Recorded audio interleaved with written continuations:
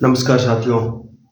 आज मैं आपके सामने एक शख्सियत के बारे में बात करने के लिए उपस्थित हुआ हूँ।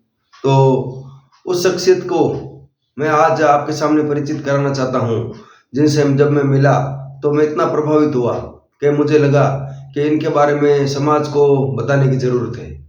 तो आज मैं आपके सामने श्री भंवरलाल सुथार के बारे में कुछ बताना चाहता हूँ, जो कि प्रेरणा के एक अद्वितीय स्रोत के रूप में उभर कर सामने आए हैं।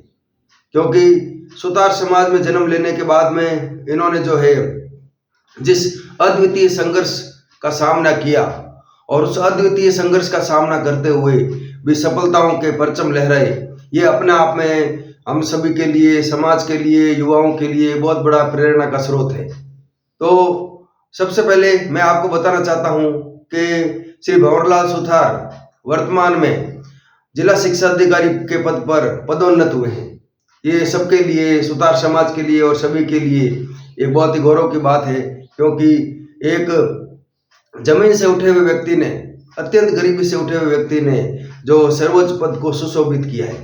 तो सबसे पहले मैं आपको इनके बारे में बताना चाहता हूँ कि इनका जन्म 15 जून 1970 को चाडी गांव में हुआ। जोधपुर जिले का एक गांव है चाडी, वहाँ पर इनका जन्म हुआ। और इनका जन्म अत्यंत ही गरीब परिवार में हुआ, अत्यंत ही गरीब कृषक परिवार में हुआ, जो बाद में कुछ सालों बाद में इनको अपने माता और पिता दोनों का साथ इनका छूट गया। इन दोनों का निधन होने के बाद में बिल्कुल ही ये भाई अपने भाइयों के सहारे पर रह गए। तो इस प्रकार का बचपन, अत्यंत गरीबी का और बिना माँ बाप के जो है बिताना, एक बहुत बड़ा एक पहाड़ जैसी जिंदगी हमारे लिए बन जाती है। उसके बाद में इन्होंने पहली से लेकर 8वीं तक की पढ़ाई चाडी के सरकारी स्कूल में करी और 9वीं से लेकर 12वीं तक ये ओसिया में के स्कूल में इन्होंने अध्ययन किया। तो इसको उन्होंने अध्ययन करने के साथ में इनकी परिस्थिति ऐसी थी कि इनके पास जो है खर्चे के भी पैसे नहीं थे। तो इन्होंने लकड़ी का काम सीखा और फर्नीचर का काम सीखा और ये साथ में काम करने भी लग गए और उसके साथ में इन्होंने अध्ययन करना भी जारी रखा।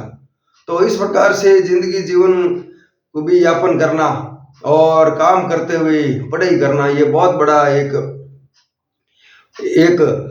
चुनौती हमारे लिए बन जाती है। उसके बाद में 12वीं पास करने के बाद में जोधपुर आए और इन्होंने बीए में एडमिशन लिया। राजनीति विज्ञान, इतिहास और समाज शास्त्र विषय में इन्होंने बीए की परीक्षा में इन्होंने उत्तीर्ण की और इस दौरान भी इन्होंने किराए के कमरे में रहते हुए और लकड़ी का काम करते हुए के साथ में इन्होंने जो ये पढ़ाई की। और इन्होंने ये सोचने की बात है कि कितना विकट परिस्थिति हमारे लिए बन जाती है कि हम काम भी कर रहे हैं, पढ़ाई भी कर रहे हैं, किराए के मकान में रह रहे हैं और कोई जो है सपोर्ट नहीं पीछे और अत्यंत गरीबी। तो इस प्रकार से चारों ओर से समस्याओं का सामना करते हुए आगे बढ़ते रहे।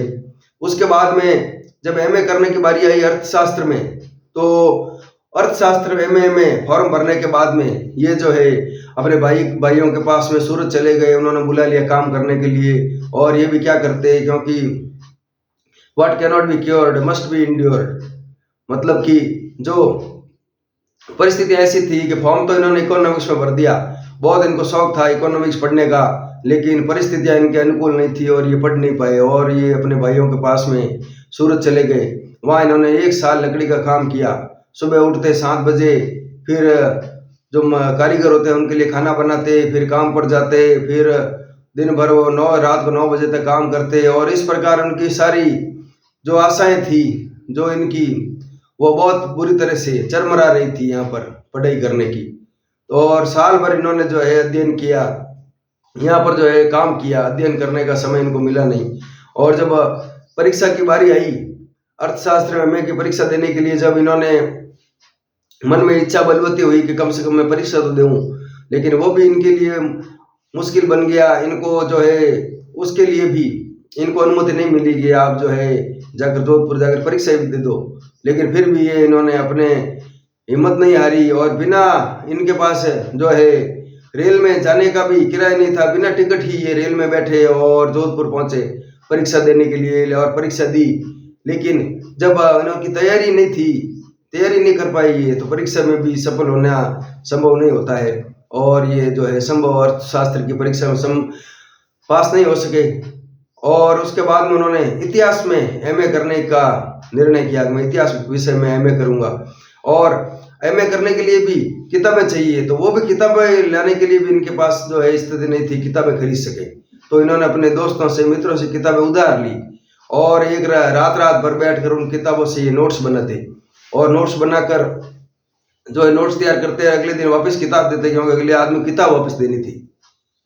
तो इस प्रकार ये किताबें लाए उधार, और अब किताबें भी लाए और दिन में लकड़ी का काम भी करते थे जोधपुर में। तो काम करते हुए और किताबें उधार लाकर दोस्तों से इस प्रकार से उन्होंने जो है अपना अध्ययन किया, और अध्ययन करने के बाद में इतिहास में एमए किया। और एमए करने के बाद में 1996 में इनको जो है व्याख्याता के रूप में, इतिहास के व्याख्याता रूप में इनको जो है इन्होंने अपनी ड्यूटी ज्वाइन की। तो इस प्रकार 1996 में ये व्याख्याता बन गए और 2004 में ये सेकेंडरी एजुकेशन में एचएम बन गए। तो इस प्रकार ये आगे से आगे बढ़ते गए, संघर्षों की कहानी लिखते गए, और फिर बाद में एडिशनल डीओ लीगल जोधपुर भी बने कई बार, और अभी हाल ही में ये मुख्य जिला शिक्षा अधिकारी के रूप में पदोन्नत हुए। तो इनका संघर्ष देखकर हमें ये मालूम पड़ता है कि परिस्थितियां कितनी विपरीत हो, हमारे अंदर अगर जज्बा होगा, जुनून होगा, तो हम जरूर आगे बढ़ पाएंगे। तो मैंने तो इस प्रकार के व्यक्ति बहुत ही कम देखे हैं सुतार समाज के, जिन्होंने जो है इतनी विपरीत परिस्थितियों में, माँ बाप नहीं, पैसे नहीं, और लकड़ी का काम कर रहे हैं, वो काम करते करते जो है लेकिन हिम्मत नहीं हारी, पढ़ाई करते रहे। तो आजकल के जो बच्चे हैं, विद्यार्थी हैं, जब वो देखें इस प्रकार की जो संघर्ष को, तो उनको ये मालूम होना चाहिए कि इनकी आजकल के बच्चों की स्थिति तो बहुत अच्छी है पहले के ज़माने के तुलना में। जब भंवरलाल सुतार जैसे व्यक्ति संघर्ष के नए आयाम स्थापित करने के बाद में जो है डीओ के पद को सुशोभित कर सकते हैं, तो हमारे अंदर क्या कमी है जो हम क्यों नहीं आगे बढ़ सकते, और इस प्रकार हम भी एक नया इतिहास रच सकते हैं। तो सभी विद्यार्थियों से मैं ये कहना चाहता हूँ कि आप भी ये देखिए कि व्यक्ति के अंदर कोई, इससे मेरे हिसाब से भंवरलाल जी सुतार से ज़्यादा विपरीत परिस्थितियां शायद ही किसी ने देखी होगी। उन्होंने ज़िंदगी को जो नज़दीक से देखा है, संघर्ष को नज़दीक से देखा है, वैसा संघर्ष तो शायद ही किसी ने किया होगा, और इतना आगे बढ़े। आज डीओ के पद भी बहुत बड़ा पद होता है, इसको सुशोभित कर रहे हैं। तो सभी विद्यार्थी जो है उनको इनसे प्रेरणा लेनी चाहिए, सुतार समाज के विद्यार्थी हों या अन्य हों, सबको इनसे प्रेरणा लेनी चाहिए कि हमें भी जो है, हमारी परिस्थिति तो इनसे काफ़ी अच्छी है, तो हम क्यों नहीं आगे बढ़ सकते। उन्होंने एक बहुत बड़ी बात मुझे बताई कि जब ये बच्चे सुबह से लेकर रात तक जो है काम कर सकते हैं, बिना थके श्रमिक का काम कर सकते हैं, कारीगरी का काम कर सकते हैं, तो वो समय अगर पढ़ाई में दे दें तो उनका उद्धार हो सकता है। तो हमें भी ये सोचना चाहिए कि जब हम इतना मेहनत कर रहे हैं अपने हाथ से काम करने की, तो उसके बजाय हम अगर जो है मेहनत करें, बुद्धि का प्रयोग करें और आगे बढ़ने पढ़ाई करें, तो हम जो है जरूर सफल हो सकते हैं। तो इन प्रकार के व्यक्तित्व हमारे लिए प्रेरणा पुंज हैं, और हमें इनसे प्रेरणा लेकर आगे बढ़ने का प्रयास करना चाहिए। धन्यवाद।